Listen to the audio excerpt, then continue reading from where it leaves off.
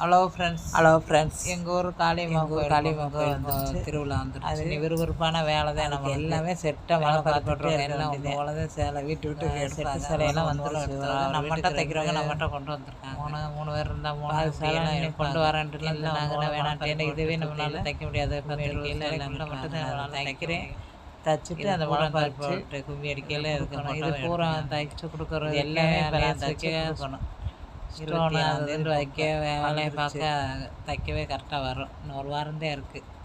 துணியெல்லாம் இந்த ஒரு வாரத்தில் நம்ம தைக்க எல்லா துணியும் தைச்சதுக்கு ஒவ்வொரு பையை பார்த்து எடுத்து வேண்டாம் வாங்கிட்டு வேறு சிலையும் எடுப்பாங்க. இங்கே கோயில் ஏறதுனால மதுரையிலேருந்து இங்கே வரணும். அங்கேருந்து சேர்ந்து இடத்துல எடுத்தாங்க. செட்டு இல்லாமல் அதனால் அளவாக துணி வாங்கி தைச்சு எல்லாத்துக்கும் எல்லா சிலையும் பார்த்து வேலை கெடுபடியான வேலை தான் உட்காந்து. ஆனாலும் பார்க்கணும். கொஞ்சம் வேலையை பார்த்து நாளைக்கு முடிக்காமல் கூட உட்காந்து கொடுத்தாக்கே நல்லா வேறு எடுக்க முடியும். தைச்சி கொடுக்குறனால தான் நம்மகிட்ட கொண்டு வந்திருக்காங்க.